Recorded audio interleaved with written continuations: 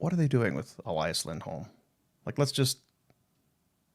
they cannot give Elias Lindholm.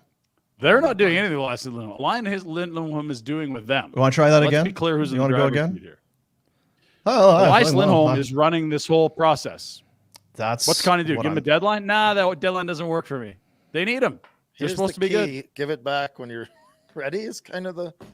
Well, and to be fair, there's a huge crop of UFAs next summer in the exact same spot as Elias Lindholm that no one's talking about. No one's talking about Steven Stamkos' deal is up in a year. No one's asking. Stamkos is not... Take Elias Lindholm. Take Elias Lindholm and take the year with Tkachuk and Gaudreau out. Yeah. What do you pay that guy? Because that's who he is. In 6.5, fairness 7? to him, he's a fine hockey player. But when you're talking in the neighborhood of $9 million on an 8... I'm sorry, I know the cap's going up, and I'm slow to catch up with this stuff. That's elite player status. That's elite money. He's not an elite player. And you're already paying one guy who looks like he isn't elite money.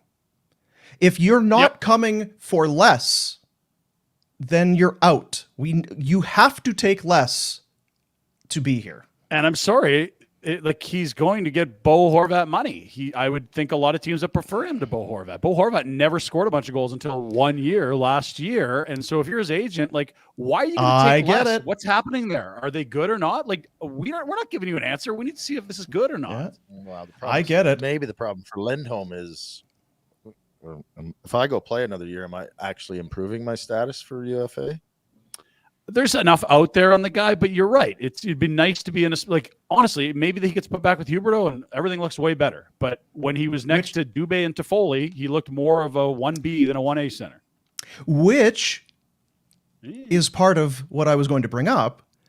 We still don't know what's the deal with Huberdeau and Lindholm, because here's your number one center and your best winger who never played together for any amount of time. Now, is that a coaching decision, or is that a chemistry thing? Is there something going on? It's still too much. Lindholm with guys he likes, isn't that the quote? That's what Daryl said. And there wasn't a lot of clarity around it.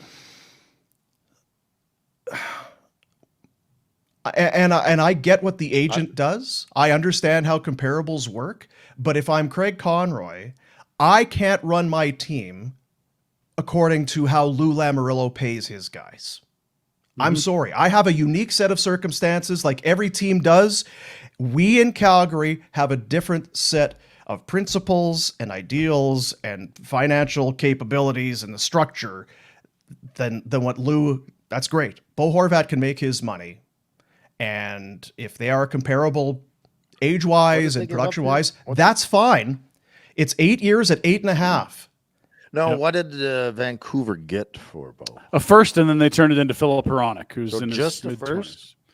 And that Artu Ratti is like a prospect centerman that may or may not be something. I'd say B prospect.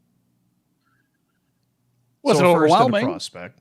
I'm confused at what the approach is overall for Conroy. I'm not. I know there's a game plan, and I know that a lot of this is based on, well, for us to sit here and go make moves, we don't know what the offers are. We don't, and we also don't know what his marching orders are. Like if he's asked to make the playoffs, you can see why he's letting Elias control this, because there's no. I can't envision this team being competitive without Elias Lindholm. There's no one else that can eat first line center anything. I'm sorry. To me, it goes back to being in a shit situation, and you better pray as a Flames fan that if everyone comes back, everything's different because they got a different coach. Ryan Huska better be a magician, because they're going to come back with the same stuff, and if it don't work out, you're in maybe you're not in a worse spot, but Huberdeau and Kadri aren't going to be better years after, right? Like if Lindholm's coming back, it's because he's signed, isn't it?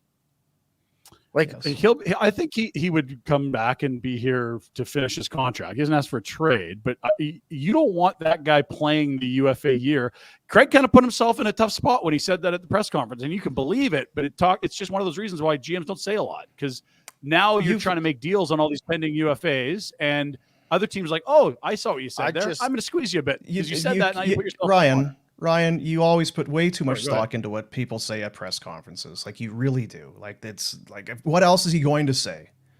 Yeah, I don't know. We'll roll the dice, and if we lose him for nothing, we lose him for nothing. People what else was he going to say that day?